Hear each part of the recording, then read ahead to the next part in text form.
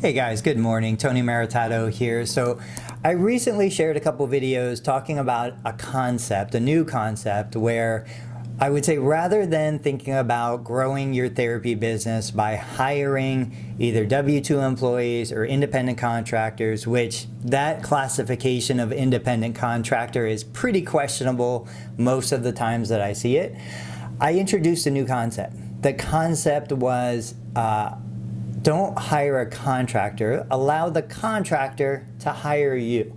So what do I mean by that? Basically, right now, I've had my business, my physical therapy private practice business since 2002. We've grown to 5 locations across 2 states and then consolidated back down to 2 locations in 1 state.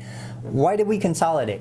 Why did we shrink? Why did we get out of the business model we were in? Because it just wasn't profitable. It wasn't worth the time, the effort, and especially the risk. You know, as a physical therapist, our nature is to be risk averse. If we were looking for risk, we'd be out there trading cryptocurrency and we'd be building, MLM pyramid schemes. We're not risk-seeking individuals when it comes to business and finance. So we decided, look, we saw where the profession was going, we saw where reimbursement and regulation was going, and we said, it's just not worth it. I can take home the same profit operating a smaller practice, plus I'm not gonna build to $5 million in revenue and then sell to another group. That's not what I was looking to do. So we consolidated, but the idea is, now, in today's environment, 2021, there isn't enough profit margin to make it worth it for me to hire a new therapist, especially a PT, OT, SLP.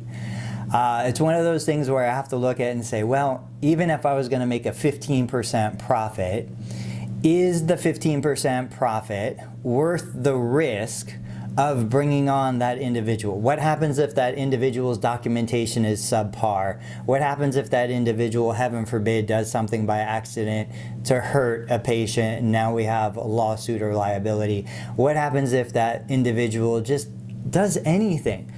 Like for 15%, so if they're generating $100,000 a year in revenue, $15,000, no way is that worth it. $200,000 a year in revenue, $30,000? No way is that worth it. I'm on the hook from a liability perspective for several years after the date of service is delivered, right? The scenario I always discuss is, okay, so I bring in this contractor, they see a patient on January 1st, 2018.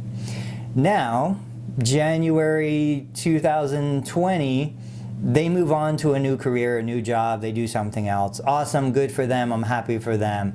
I come under investigation for whatever reason. They look at the note written by that contractor 2 years ago, and it's not up to par, it's non-compliant. Yes, it's my responsibility to make sure it was at the time, but whatever the result, it gets determined that, they didn't put a date in, they didn't put a time in, they didn't accurately document the minutes for timed codes. Now all of a sudden I lost that money. That therapist isn't coming back to give me my money back, right? I have long-term liability for all of the actions of that individual, whether they're a 1099 or a W-2, while they're working under my name. Now let's flip that scenario on its head for a second. Let's say rather than me hiring that therapist, that contractor, what if that contractor hires me? In both scenarios, I'm doing the marketing. In both scenarios, I'm doing all the back-end business stuff. I'm doing the claim generation, the claim submission, the payment posting, the invoice, all of that stuff. In both scenarios, I'm looking at compliance and everything associated with documentation and clinical review and auditing. I'm doing the work of all of that stuff in both scenarios. And even if my net profit was the same in both scenarios, let's say it's 15%. So that therapist hires me as a management company. I do the billing, I do the marketing, I review the claims, I do all the stuff that I would do as an employer. but I am an employee of that individual. That individual sees a Medicare beneficiary, Medicare pays that individual pays me a percentage of collections, just like any collection company would do. The difference is I carry zero of the risk and responsibility long term for what that therapist does. Now, that therapist can fire me, absolutely.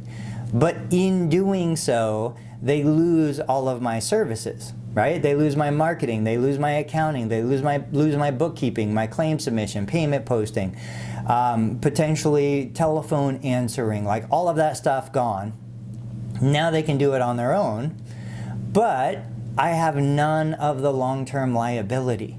Now, this is why I say from a billing company perspective, the profit model, it just doesn't work. Like if I just opened a billing company and charge 5 to 7%, I can't make enough profit to really make that worthwhile.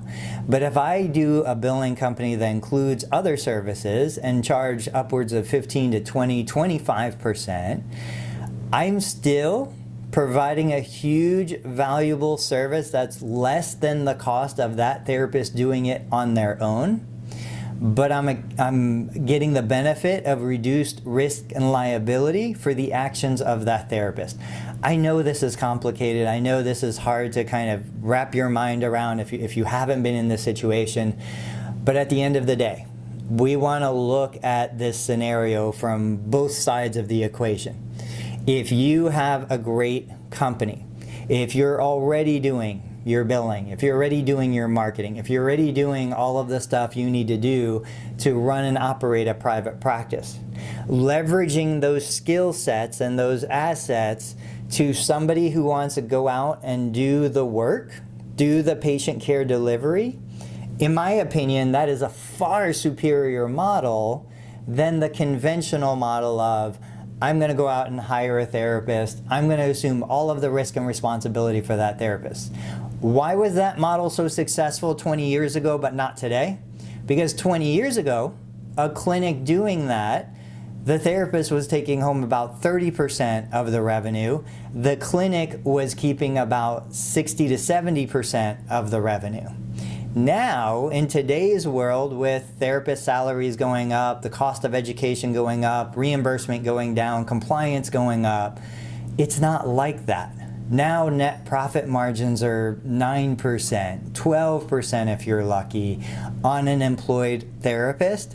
That, in my opinion, wipes out any opportunity for a conventional clinic to hire a therapist and make it profitable unless you're doing it at scale. If I'm running 100, 200, 1,000 clinics across the country, I can probably do it profitably.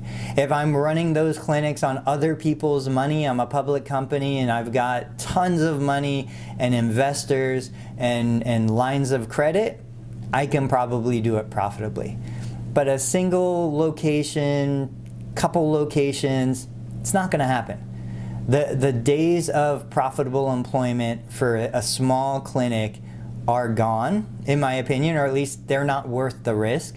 So this is a new model that allows us to do what we do best, allows us to provide a platform for other therapists who want to move in to independence, because that's really what we're doing, right? We're providing that therapist with a platform to succeed. The best thing that can happen is that therapist just does phenomenal out there on their own.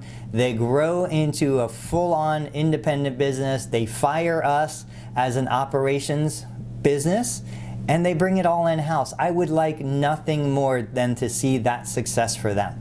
But that's the way I was as an employer. You came to me as a W-2 employee. My greatest reward would be to see you learn everything you need to learn and then move out into the business world for yourself.